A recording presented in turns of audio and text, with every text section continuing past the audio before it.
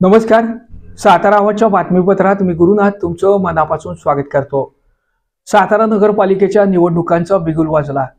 नगरपालिकांच्या निवडणुकांची आचारसंहिता लागली.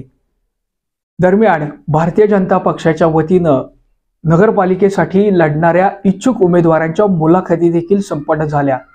न भूतो न भविष्यतो अशा पद्धतीमध्ये 500 उमेदवार खरं तर निवडणूक लढण्यासाठी इच्छुक असल्याचं भारतीय जनता पक्षाच्या मुलाखतीमधून स्पष्ट झालं.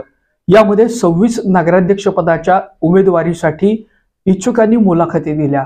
खरं तर भारतीय जनता पक्ष नेमका काय आहे, भारतीय जनता पक्षाचं काम कसं आहे, त्यांच्या शिस्तीला धरून इच्छुकांच्या गर्दीमध्ये भारतीय जनता पक्षाच्या कसोटीवरती या 500 उमेदवारांचा कस लागणार आहे.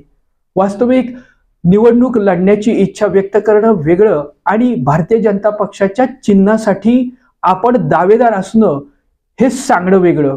ही गोष्ट खरं तर अनेकांना आता बुचकळ्या टाकणारी ठरणार आहे. वास्तविक भारतीय जनता पक्षाच्या धोरणासंदर्भात, त्यांच्या कामकाजासंदर्भात आणि एकूणच पक्षाच्या गरिमेसंदर्भात खरं तर या उमेदवारांचा कस लागणार आहे.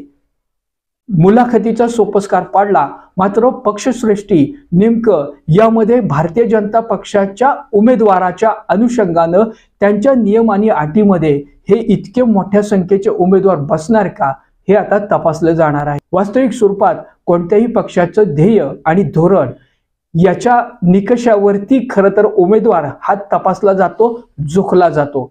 पक्षश्रेष्ठींच्या समोर आता सातारा शहरातून जनतेच्या मनावरती त्यांच्या कामकाजा संदर्भात आणि त्यांच्या एकूण इच्छेसंदर्भात आता पक्षश्रेष्ठी काय भूमिका घेणार हा खरं तर आता प्रश्न आहे.